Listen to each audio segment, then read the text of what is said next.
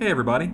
So, we've had a little bit of schedule tumbling. So originally, right now, I wanted to get into MNIST and CIFAR, which are common sample data sets. But as I was working with those slides, it turns out that's not really very easy.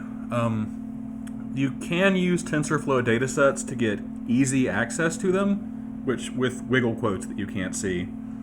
But I've discovered that we can't really do that without talking more about the somewhat complicated TensorFlow input pipeline than I want to right now.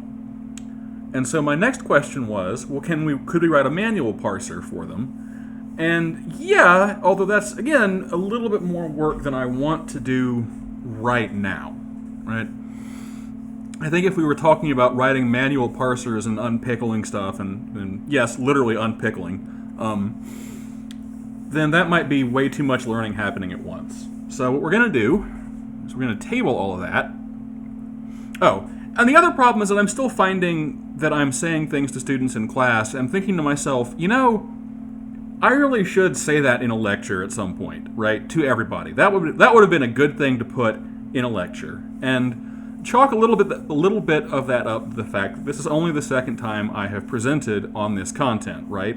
So there are going to be a few scheduling errors on my part. So taking these two things together, what we're going to do is we are going to delay talking about data sets for a little bit. And right now, in what I am calling Unit 4, Part 2, just so everybody's on the same track, we're going to talk about capacity and bendiness, where bendiness is a phrase I've used in class that, we're going to see has a fairly literal meaning, at least in the simple case. And then we're going to talk about classification problems.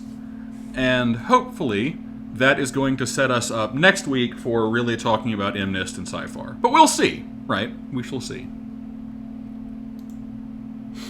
All right, so again, caveats apply.